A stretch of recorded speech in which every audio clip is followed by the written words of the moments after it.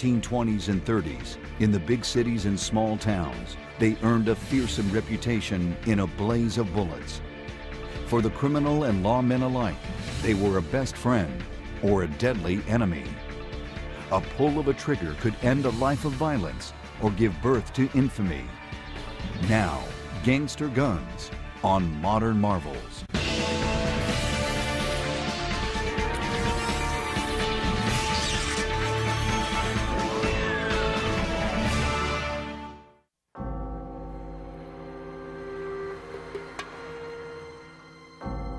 John Dillinger,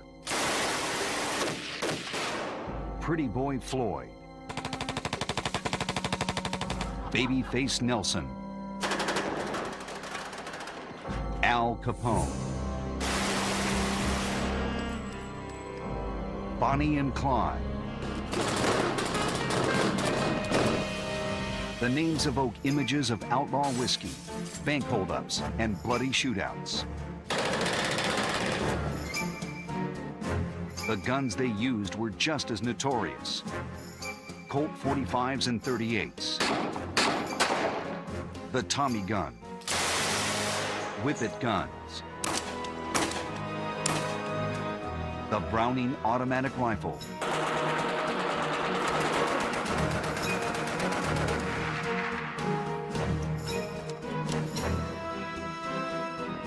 These legendary weapons are forever linked with the storied lives of the gangsters of the 1920s and 30s. Their exploits filled the headlines, but it was their firepower that brought them fame. Gangsters employed pocket guns, which could be easily concealed. It's not a terribly effective caliber. 32 is more effective than 25 was. 25 is the most common pocket gun, or pocket caliber, but it beats throwing rocks. Gangsters were also the first to use automatic weapons outside of the military. Some of these guys came out firing, and this is what they came out firing. And it was scary to go against something like this. The desire to win at all costs set the gangsters of this era apart from any other criminal element in American history. They seem to be incredibly bold and daring and have great presence of mind in the face of fire with bullets whizzing by their head. They seemed entirely unaffected by that. So some of these jobs they pulled might have been extraordinarily difficult, but they were there for the duration. But how and why did gangsters become so well armed in the early part of the 20th century? The answer is simple: alcohol and greed. When the United States passed the Volstead Act in 1919, enacting prohibition, it was like an open invitation for criminals.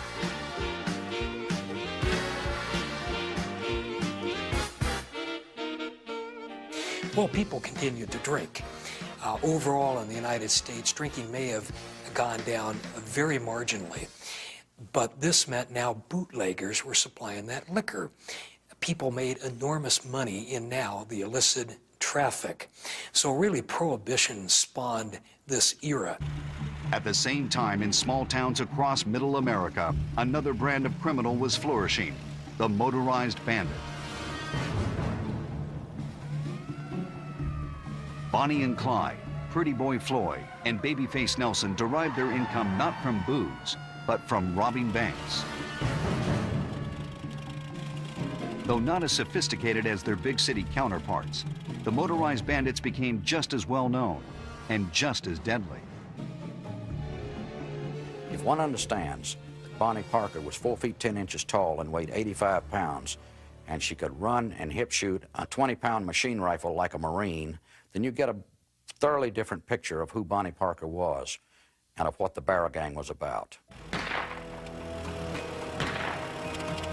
Today, the image of the 20s and 30s is often one of incredible violence and lawlessness. But in many respects, the era was one of the most crime-free periods in American history. There wasn't much crime against innocent citizens during the 1920s and 1930s. When the gangsters and outlaws killed people, they were from rival gangs or they were lawmen. In the late 1920s, my mother told me that with my father, they would walk through Central Park to after-hours clubs up in Harlem with never a thought of danger. There was no such thing as mugging. There was no such thing as rape. That would have outraged the community. The criminals of the day adopted a strict code of conduct regarding the protection of innocent civilians. And as the Roaring '20s gave way to the despair of the Great Depression, many gangsters became romanticized figures. In particular, the public viewed the motorized bandits of the Midwest as latter-day Robin Hoods. To properly understand the gangster era of the 1920s and 30s, you first must know how America was. In that time, you had poverty beyond the ability of most people today to imagine. Racism was the law of the land, and firearms of any kind were available to anyone. There were a series of high-profile criminals who attracted the public's attention. Law enforcement in those days could only go to, a lot of cases, city limits, county limits, and the state limits. It stopped. Well, then the guys could flee in peace to the next state or the next county. Both big city gangsters and the motorized bandits borrowed their tactics from another romanticized age of American lawlessness, the Old West. Many of the criminals who got their start in the 1920s had grown up hearing stories about outlaws like Billy the Kid and Jesse James. Rumor has it that Clyde Barrow studied the tactics employed during the Civil War by infamous Confederate raider Bill Anderson. Barrow favored the same run-and-gun techniques that made Anderson's unit one of the most feared by Union soldiers. Prohibition and money gave the gangsters and bandits of the 1920s opportunity and motive. But it was World War I that gave them firepower.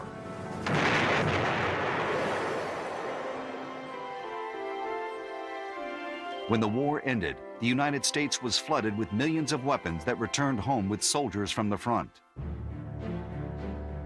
Because the nation had almost no gun laws, it was possible for a private citizen to own even the most powerful military machine guns.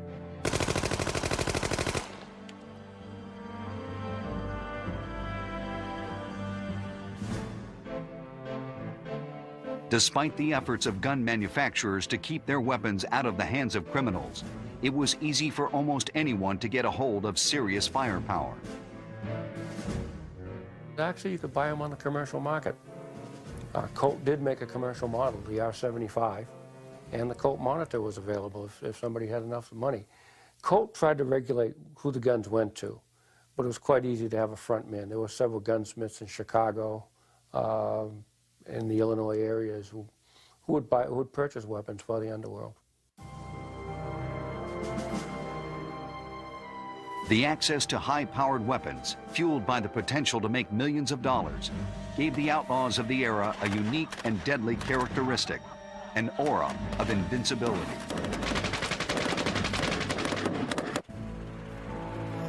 But before big gangster guns blazed across America, gangsters favored a small, easily concealed weapon to do their bidding. Their choice was the pocket gun. Before 1934, FBI agents were not allowed to carry guns or make arrests.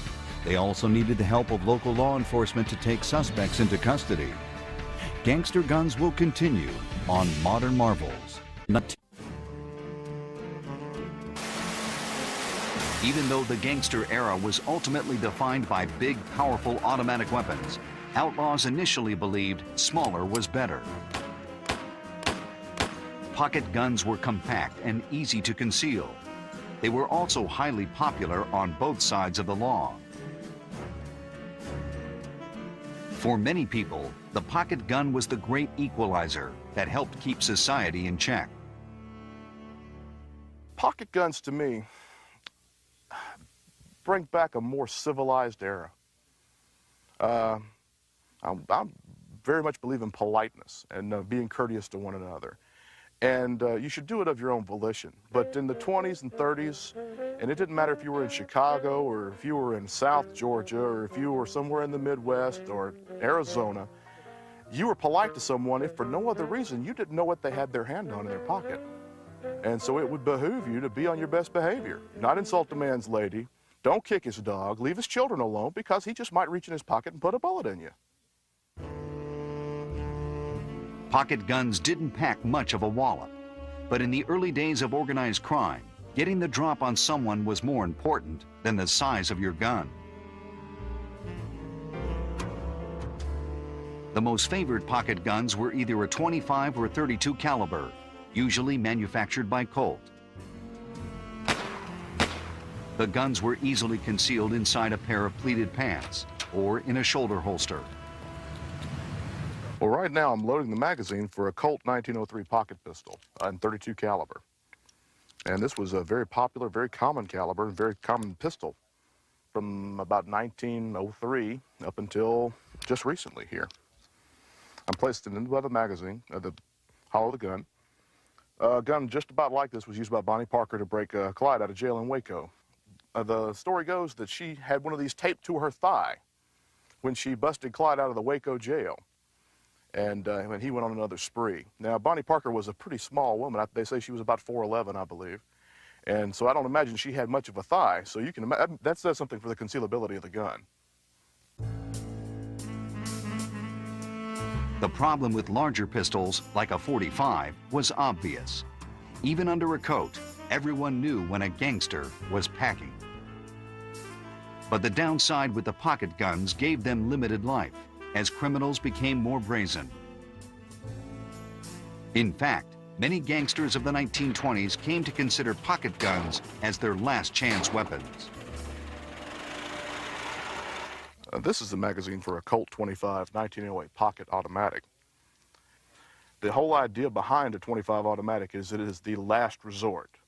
It's either this or a pocket knife before you're pretty much out of business. It holds 6 rounds. They were available in nickel plate or blue. Several variations on grips. You could get hard rubber, Bakelite, wood, pearl by custom order. It was good in a vest pocket. A lot of people would carry these on the end of a watch fob, so you wouldn't know what the other end of the pocket watch was. These were very popular with everyone. But as gangs grew more violent, police fought back, and criminals quickly realized they needed to increase their firepower. Rifles and shotguns were at first seen as too cumbersome. Instead, gangsters of the day wanted a gun with a lot of stopping power that could still fit in the palm of their hand. The answer, 2 automatic pistols, the .45 and the Super 38. Both were large handguns. Both could kill a man where he stood.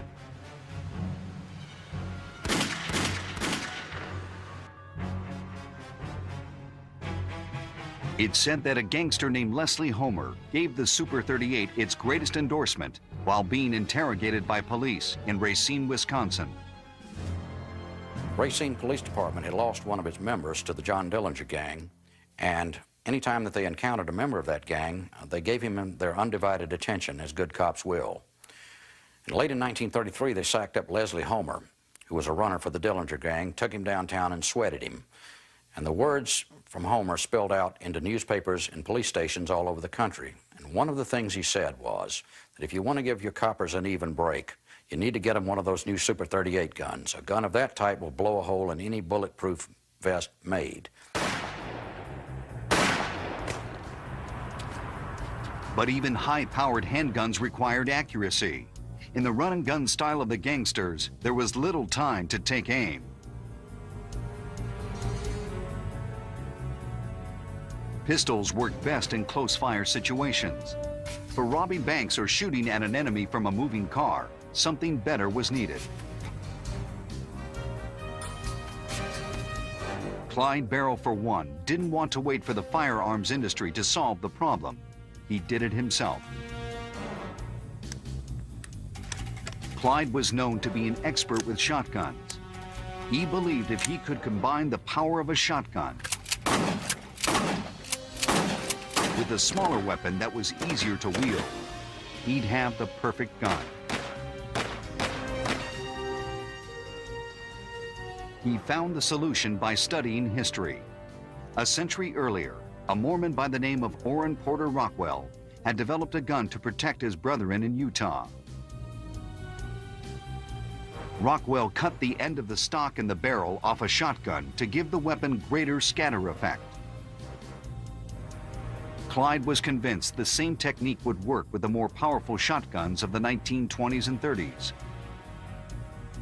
He started sawing the ends off of Remington shotguns. He called his creation a whip-it gun, supposedly because he could whip it out in an instant. This gun is a replica of a weapon that Clyde Barrow and Bonnie Parker used back in the 1930s. This gun was modified by having the barrel cut off to about a shotgun shell's length past the end of the magazine tube where the extra shells were held. If you'll notice that the design of the strap, it loops over the shoulder, but what happens is if you hung it, you'd bring it up and it would swing it up to the shoulder. Now, it wasn't meant to be used like you see in the movies, like you see in all the action pictures nowadays. These were designed primarily to be shoulder fire weapons by people who were actually using it, who were of very small stature. As the gangster era progressed, one thing that set the outlaws apart was how good they were with their guns.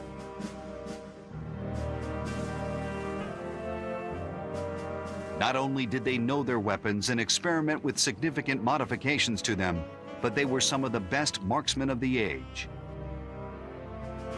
They went out into the woods, they went into rural areas, they practiced, they knew their weapons, they cleaned their weapons, they broke them down because they knew you lived and died with your weapons. So they just didn't spray bullets all over the area. Many of these gunmen, the enforcers for these gangs, were deadly marksmen, and they practiced regularly. But as the gangs acquired bigger and better guns, so did law enforcement. By the mid-1920s, it became obvious to the more ruthless gangsters that in order to stay one step ahead of both the police and the competition, drastic steps needed to be taken. Being a good shot was no longer enough. Messages of intimidation would now be delivered in a hail of lead. The machine gun was about to become the gangster's weapon of choice.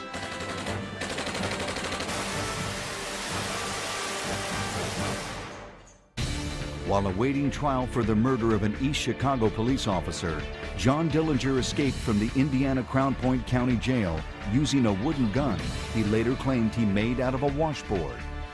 Gangster guns will continue on Modern Marvels.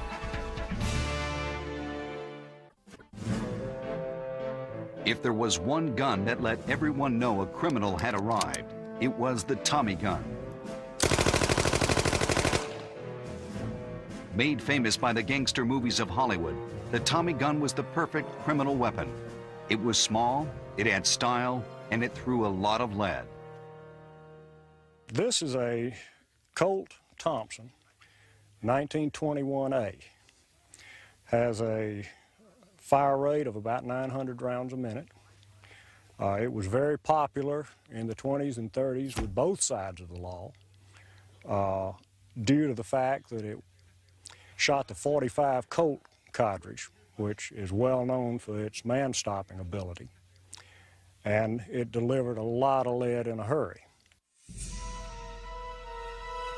The Tommy gun has been forever linked to Al Capone and his bootlegging activities in Chicago. Ironically, Capone himself only fired a Tommy gun once. He had his henchmen do the dirty work.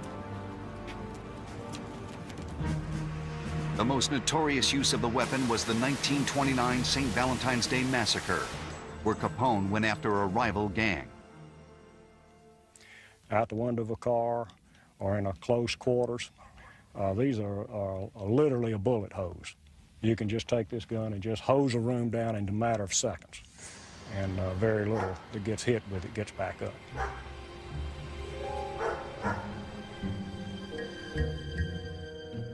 Though the public immediately associated the Tommy gun with outlaws, many of the most famous gangsters never used it. John Dillinger had his picture taken holding a Thompson, but he was a very bad shot.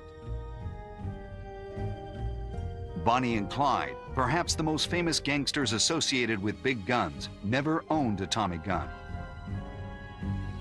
For the Barrel Gang, the Tommy gun wasn't powerful enough. Though the Thompson could spit out .45 caliber slugs at 600 rounds a minute and kill a man in an instant, it couldn't always penetrate car bodies.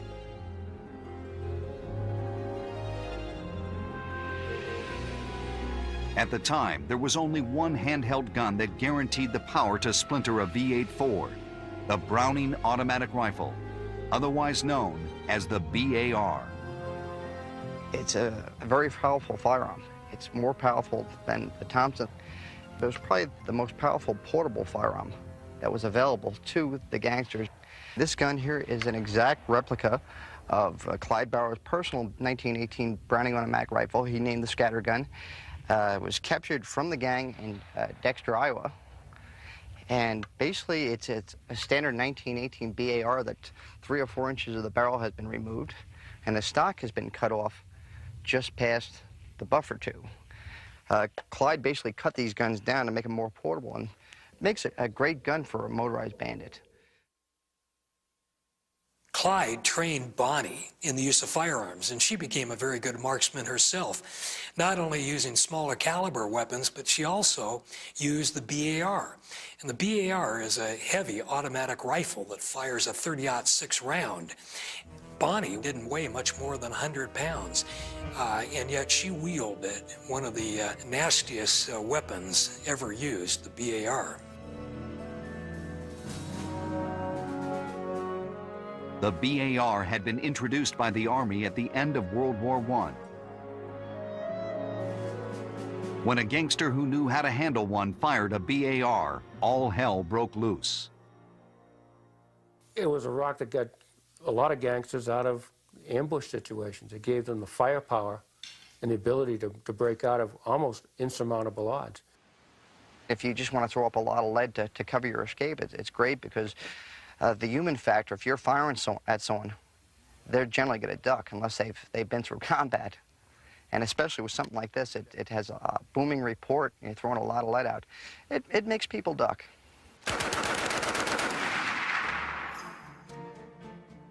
One of the most famous shootouts with the BAR involved Bonnie and Clyde. In 1933, they were trapped in an apartment building in Joplin, Missouri. Police had surrounded the building. The Barrel Gang opened up from the second floor of a 2-story stone apartment with 3 BARs. As the guns rattled on, Bonnie yelled downstairs, "Turn it on them, Clyde, we're coming down." The Barrel Gang came down the stairs with Bonnie lugging a BAR. She turned on a large oak tree, behind which was Sergeant G.B. Kaler of the Missouri Highway Patrol. The splinters forced him backward over a stump, and he fell down with only 1 bullet in his gun. He would later say, after they had escaped, that little red-headed woman filled my face up with splinters with one of those damn guns. One gangster who lived by his BAR and eventually died by it was Slim Gray. Though Gray was not as well known as some of his more infamous colleagues, he had an air of invincibility about him. Slim was a minor league crook who was hiding out in Chicago when police and the FBI showed up outside his door. Gray fervently believed that his BAR and bulletproof vest would protect him. He was very wrong. Slim Gray, all 6'2" and 125 pounds of him, came down the back stairs with a bulletproof vest and lugging a BAR. At the bottom of the stairs, a gunfight broke out. The agent with the .351 rifle shot Slim Gray straight through the vest, and he flopped down in the yard. They took him to the hospital where he died, and they dug out the bullet, which went through the bulletproof vest's front panel and flattened against the back panel. It is occasionally displayed by the Federal Bureau of Investigation as one of its grisliest gangster souvenirs. Big automatic weapons were quickly becoming the order of the day. Pretty Boy Floyd loved machine guns. So, of course, did Machine Gun Kelly. But perhaps the best shot with a machine gun during the gangster era was a lesser-known criminal named Vern Miller. Like many of the gangsters of the 1920s, Miller was trained by the Army during World War I. After the war, he returned home to South Dakota, where he became a policeman and then a sheriff. But when Miller was caught embezzling, he fled and began a life of crime. His training as a police officer made him an excellent wheelman. Gangsters like Alvin Karpus and Pretty Boy Floyd hired Miller for his ability to drive fast and safe. But it was his military background that brought him fame. Vern Miller was reportedly so good with a machine gun, any machine gun, that he could write his name in bullets. Miller pushed his luck when he crossed Al Capone, and Capone went looking for him. Capone sent 3 of his flat-nosed boys to a place called Fox River. They mixed it up with Miller.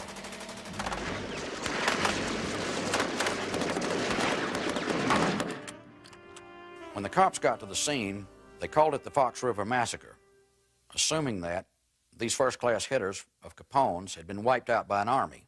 They had in fact been wiped out by an army of one, Vern Miller. But Miller's luck soon ran out.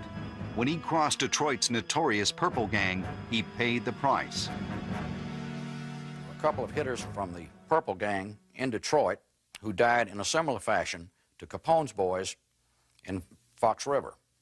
Sometime thereafter, someone left Vern Miller's bullet-riddled body as a Detroit roadside decoration.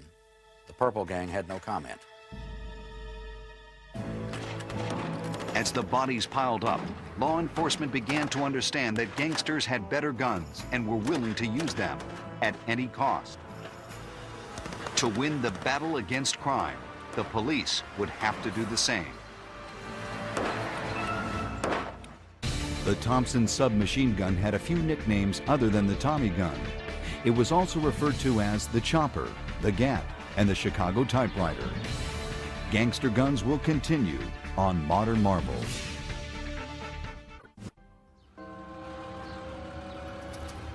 By the early 1930s, the gangsters of the big cities and the bandits of the Midwest were legends. The public loved their Robin Hood image and relished every story of shootouts and holdups. Police and federal agents had a much different view. The outlaws they faced were some of the best armed criminals in history, and some of the most ruthless.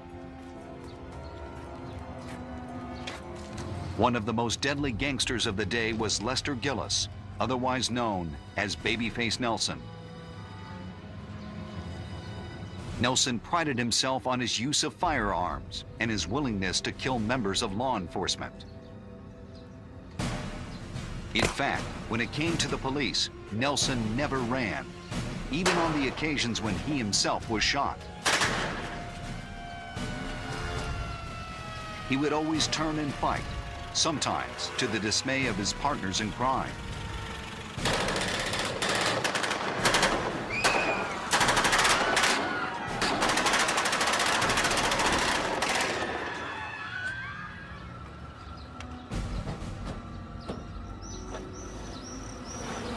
On August 14, 1934, Nelson, his wife, and another outlaw were driving near Barrington, Illinois. When the men spotted 2 cars of federal agents headed in the opposite direction, the chase was on, with Nelson in hot pursuit. A rolling gun battle ensued. One must understand that Nelson had a particular hatred for federal agents. He carried pictures, tag numbers, and descriptions of them in his car and actively hunted them. The cars eventually wound up ditched on the side of the road, but the guns were still roaring.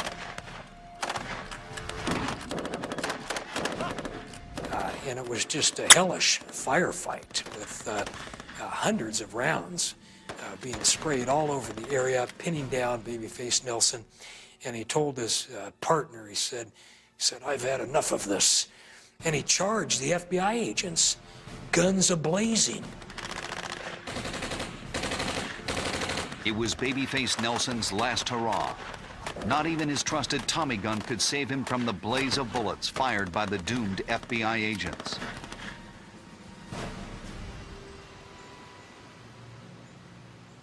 Nelson tried to drive away, but he had 17 holes in him. They took him to Father Philip Coughlin's house in Chicago. They took him to another safe house where he was given the last rites, and they wrapped the dying gangster in the blanket that he had been clothed in, and when he died, they laid him out on a tombstone in Niles Center. If Babyface Nelson was the most deadly individual of the gangster era, the most deadly gang by far was the outfit run by Clyde Barrow and Bonnie Parker. The Barrow gang carried the biggest, baddest guns. In addition to Clyde's homemade whippet guns, the BAR was a favorite. The Barrows were ruthless, especially toward law enforcement. Their main motivation was making money as easily as possible and not getting caught. If someone got hurt along the way, that was just the price of doing business.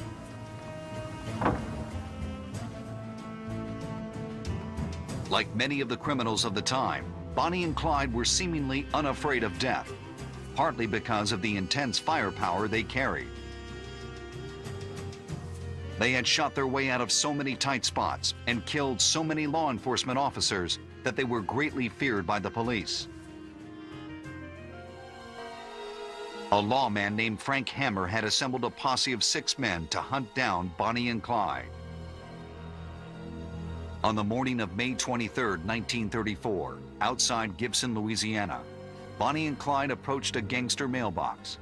Hammer and his men were waiting, with an arsenal that would have made the Barrow gang proud. They stood up on the hill, 2 BARs, a Remington 8 police rifle in .35 caliber, 3 Remington guns in .30. Clyde Barrow pulled up to the mailbox, took his foot off the clutch, and never heard the hammer fall.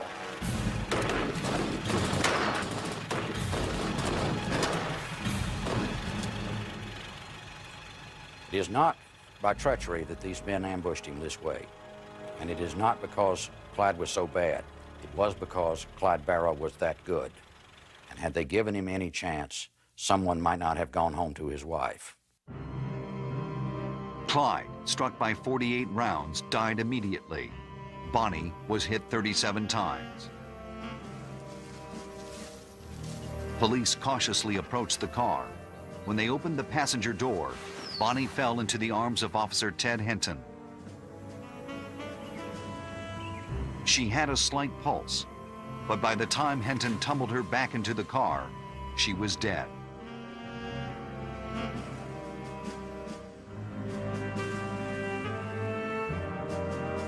The death of Bonnie and Clyde was the beginning of the end of the gangster era. Many of the most famous gangsters and outlaws of the time would die in similar ways. The powerful guns they had helped make famous were now turned against them by the forces of law and order. In the world of gangster guns, the philosophy of an eye for an eye had become a bitter reality.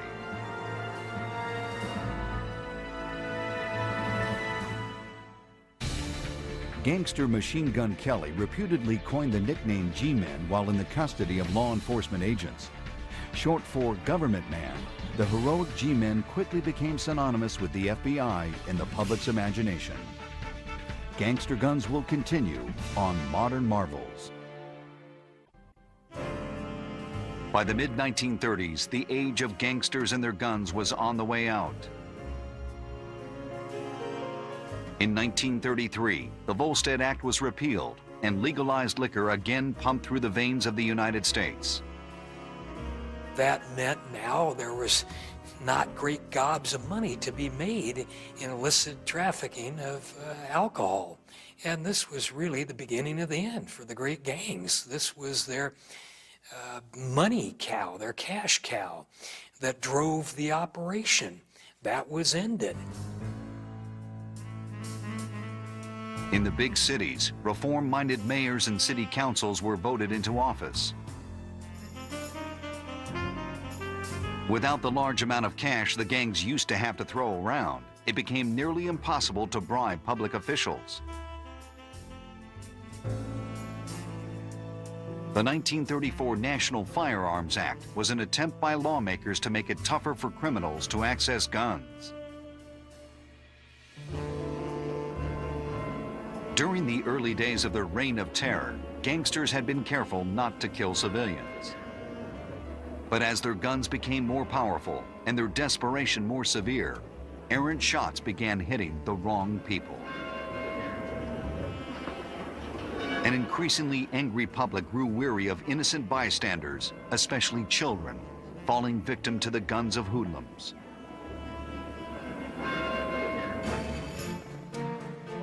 In addition, police communications had greatly improved. No longer was an outlaw free and clear if he could lose a chasing police car. Police headquarters Bayonne, calling all cars. Will proceed immediately. Now, every police car was equipped with two-way radios. Catching escaping bandits became much easier.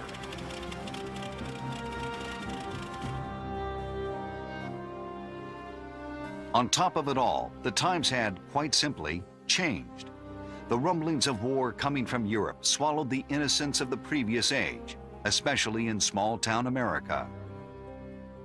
The dislocation of the rural folk had occurred by then. They had moved to the cities, they had moved to California by the hundreds of thousands. That era was over. Society had changed, and no longer did you have the right social milieu for social banditry, kind of the Robin Hoods of the Southwest.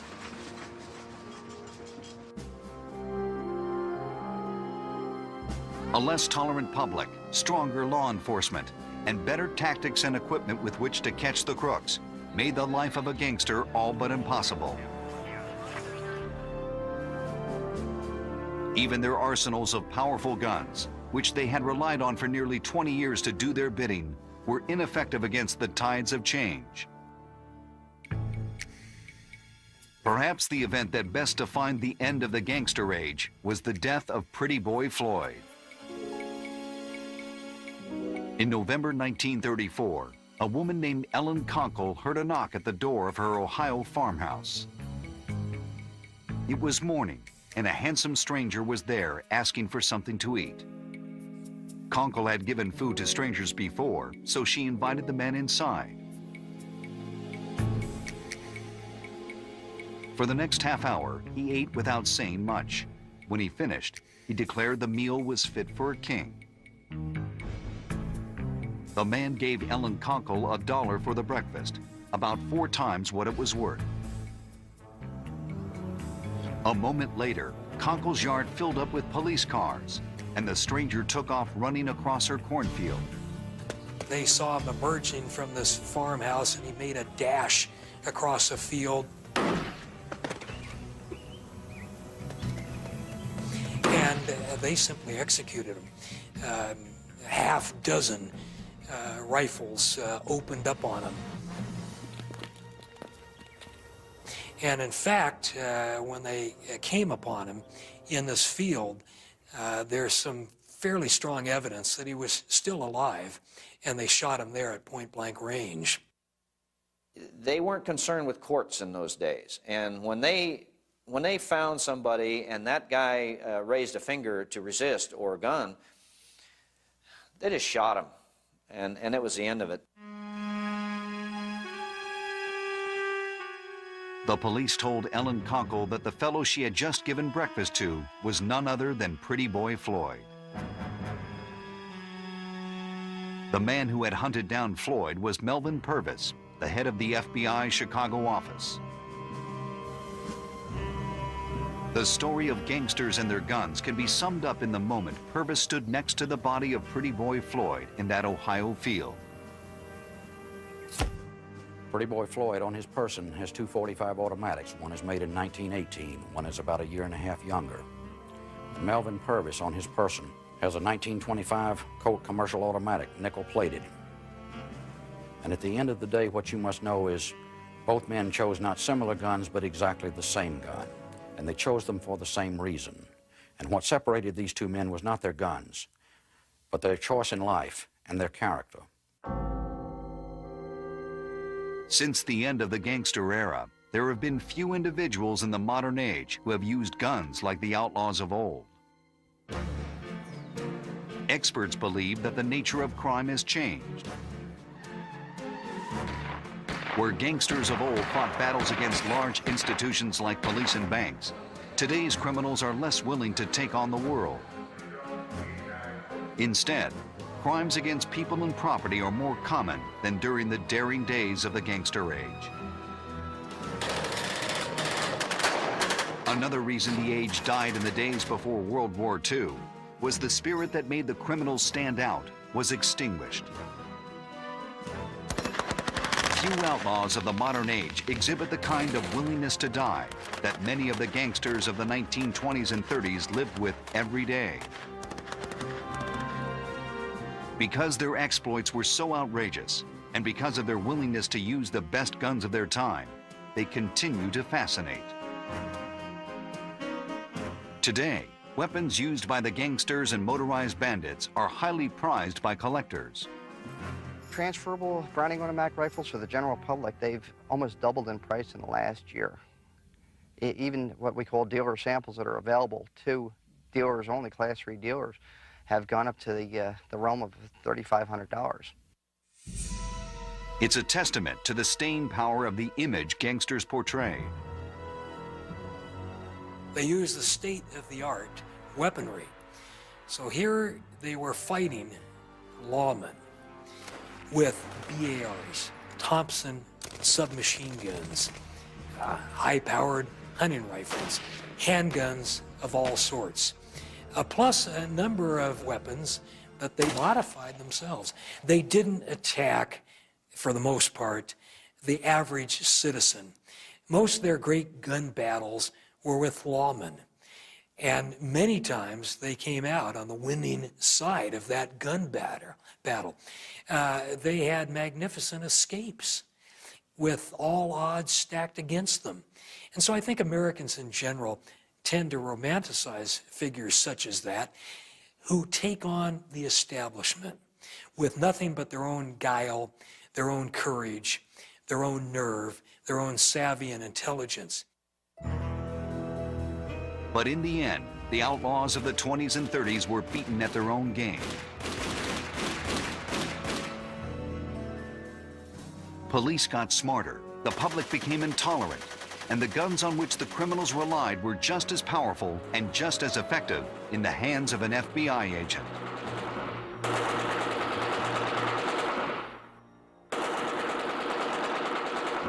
Within a few short years, the bloody legacy of gangsters and their guns was brought to an end. Those who chose to live by their guns had died by them just as violently.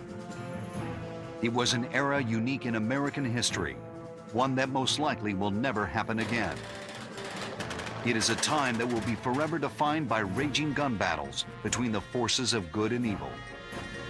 A time when the nation stood still and was mesmerized by the sights and sounds of gangster guns.